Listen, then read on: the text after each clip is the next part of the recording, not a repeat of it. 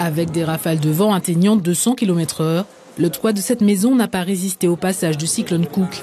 La charpente a atterri chez les voisins de ces Calédoniens. En une fraction de seconde, ils ont tout perdu.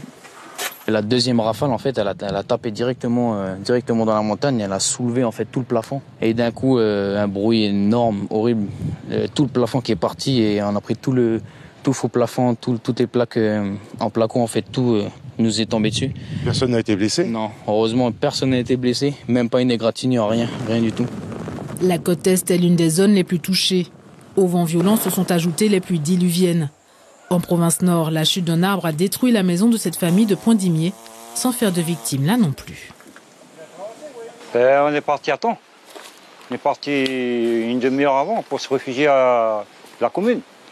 Comme à chaque cyclone, comme on habite au bord de mer, il faut se réfugier avec les enfants. Cook a surpris les habitants plus tôt que prévu.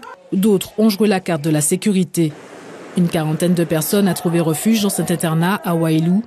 Transformé en centre d'hébergement d'urgence, son toit a subi la chute de ce pin colonnaire sans faire de blessés.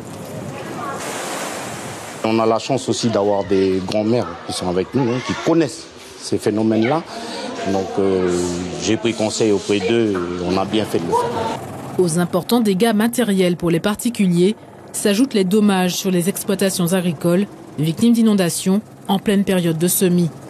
La distribution de l'eau a été perturbée dans plusieurs communes. Dès lundi soir, des agents identifiaient les pannes sur le réseau électrique. Je ne pourrais pas vous dire précisément l'heure, mais on va faire le nécessaire pour mettre dans la journée. Selon les fournisseurs d'électricité en Nouvelle-Calédonie, près de 8500 clients resteront privés de courant d'ici mercredi. Le retour à la normale dans les services publics, dont les transports, est attendu dans les prochaines heures.